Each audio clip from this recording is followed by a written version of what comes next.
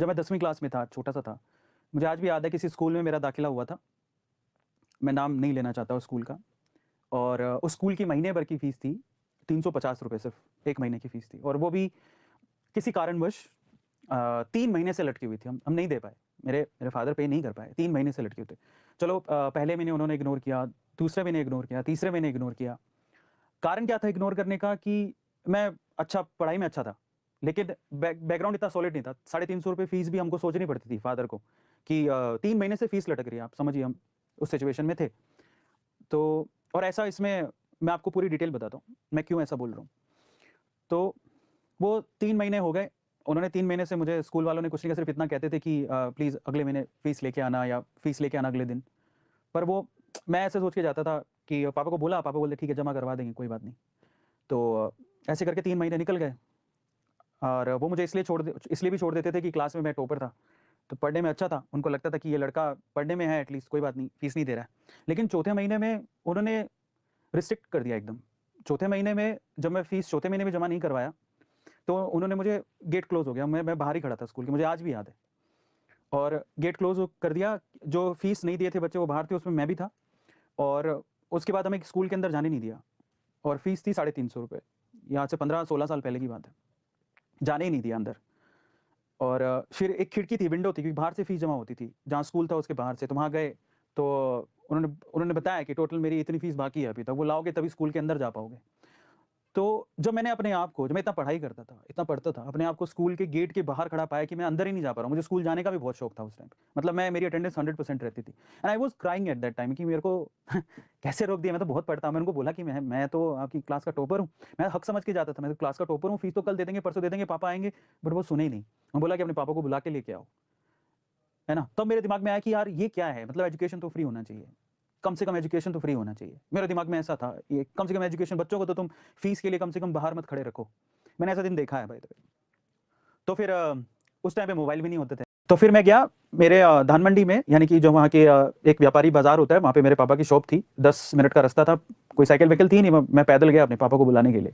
पापा उस टाइम पे पापा थे, और पापा के साथ उनका सर्वेंट था, तो पापा बोलते कि आप दुकान कैसे छोड़ के आ जाओ? मैंने कहा कि मेरे को स्कूल जाना है।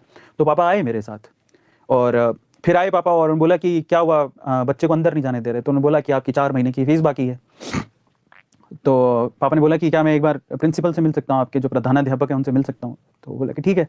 तो उन्होंने हमें अंदर जाने दिया, और मैं खड़ा हूँ पीछे, पापा खड़े आगे और प्रिंसिपल। तो उन्होंने बोला कि सर क्या हुआ? तो बोला कि सर फीस तो देनी पड़ेगी, बिना फीस के हम कैसे अलाउ करें, हमें भी 100 तरह के जवाब देने होते हैं। तो क्या हुआ कि पापा जवाब देने से पहले, पापा जवाब दे नहीं रहे थे, पर मैं बहुत वो हो गया था, रुआंसा सा होता है ना, बच्चे कैसे होते हैं आपको पता है, मैं रुआंसा सा हो गया, और मैंने पीछे से मेरे मेरे प्रिंसिपल को मैंने बोला कि सर मैं इतना पढ़ाई करता हूँ, है ना? मैं बोला कि आप, और इतना पढ़ाई करता हूँ, इतना आपकी क्लास में मैं, सर मेरे सबसे ज़्यादा नंबर आते हैं। सर आपको कम से कम मतलब पढ़ाई की तो फीस नहीं लेनी चाहिए। मेरे मुँह से ऐसा निकल गया, सर आपको तो कम से कम समझना चाहिए, पढ़ाई की फीस नहीं लेनी चाहिए, और पैसे के लिए आपने मेरे को गेट के बाहर खड़ा कर दिया। कम से कम ये चीज़ तो फ्री होनी चाहिए। मैंने तो हक से बोला कि ये चीज़ तो फ्री होनी चाहिए। मैं बोला, मैं उस दिन, जैसे आप चैट्स में लिखते हैं, मैंने भी बोला कि सर कम से कम पढ़ाई तो फ्री होनी चाहिए, कम से कम ऐसे बच्चों के लिए तो फ्री होनी चाहिए कि जो पढ़ते हैं। समझ रहे हो आप? फीलिंग समझना। तो मेरे, पता है उस टाइम पे किसने मुझे टोका? मेरे पापा ने। प्रिंसिपल ने नहीं, पापा ने। पापा ने बोला कि नहीं बेटा, पहले तो माफ़ी माँग प्रिंसिपल से, ऐसा कभी नहीं बोलना। तो मैंने माफ़ी माँगी। देन फादर सेड कि तुझे पता है तूने जो बोला है उसका मतलब क्या है? मैं कहा मैं तो सही बोल रहा हूँ, एजुकेशन के पैसे, और वो भी ऐसे बच्चों से कौन लेता है जो कम से कम पढ़ने वाले हैं, उनसे तो मत लो। तूने बोला कि ना आगे से ज़िंदगी में कभी फ्री की बात मत करना बेटा। ये पूरी दुनिया ना पैसों की मजबूरी, पैसे से ज़्यादा पैसों की मजबूरी से चलती है। My father said this thing to me. बोले जो प्रिंसिपल दिख रहे हैं, इतना बड़ा जो स्कूल दिख रहा है, ये इतने बड़े स्कूल का भी किराया जाता होगा। प्रिंसिपल के साथ में कम से कम 15 या 20 टीचर होंगे, उनका भी सैलरी जाती होगी, उनकी फैमिली होगी, उनके भी पैसे जाते होंगे। समझ रहे हो आप? तो इस दुनिया में फ्री हमें एक्सपेक्ट भी नहीं करना चाहिए। हर किसी का घर चलता है। तब मेरे पापा ने, अभी रिसेंटली बात हो रही थी किसी चीज़ को लेके, तो मेरे पापा ने मुझे बोला कि बेटा अब रिलायंस कितना बड़ा है, रिलायंस और टाटा, अंबानी, ये सब कितने बड़े हैं। मतलब आज ऐसा बोला जाता है कि वो लोग एक पूरा देश तक खरीद सकते हैं, नहीं? फिर भी आप इतने बड़े, इतना पैसा उनके पास कि वो अथाह पैसा, अगर 1 मिनट में वो करोड़ों रुपया भी खर्च करे तब भी उनको 300 साल तक खत्म नहीं हो। फिर भी आप रिलायंस के स्टोर में जाएंगे ना, साहब आपसे प्याज के भी पैसे ले लेंगे वो लोग। एक प्याज सिंगल उठा के दिखा दो, रेडी वाला दे देगा आपको प्याज, स्टोर वाले नहीं देंगे। रिलायंस, टाटा का क्रोमा या जो भी है, वो कारण है उसके पीछे। ये दुनिया पैसों से ज़्यादा पैसों की मजबूरी से चलती है। उन्होंने मुझे तब कहा कि ना ये नहीं, फ्री नहीं मांगना। उन्होंने तब मुझे एक और बात सिखाई, बोले कि अगर कोई पैसा मांग रहा है, अपनी कला का उसकी कद्र करो, कि वो क्योंकि वो मेहनत करके आया वहां तक और अपनी मेहनत के पैसे मांग रहा है, वो मना मत करो।